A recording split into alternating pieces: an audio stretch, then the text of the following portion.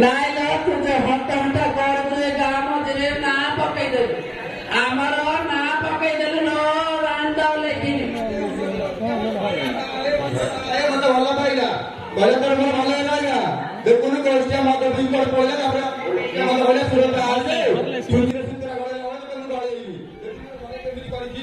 हाय रे बाड़ी बड़ा अमर बोल रही किया हाय रे इसलिए तो मस्त आने नहीं गिरी लाए छोटे सुंदर बड़ा वाले अंदर बड़े के लोग देखती था वो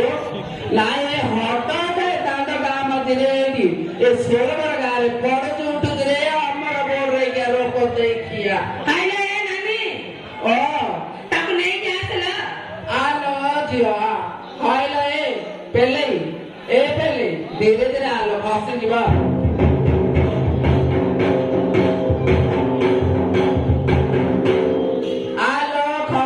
धीरे धीरे जहाँ तक कॉलोनी ये सोलह कर यारे नाम पकड़ लो ना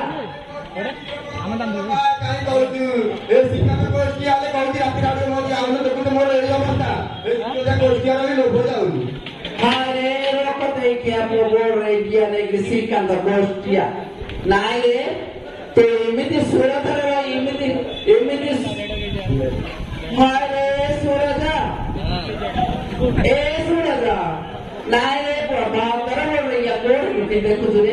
तो माय को देखूंगा रे हटना रे तुम घर नहीं छाड़ी दे रोको देखिए रब्बो ने रोको देखिए खाइलो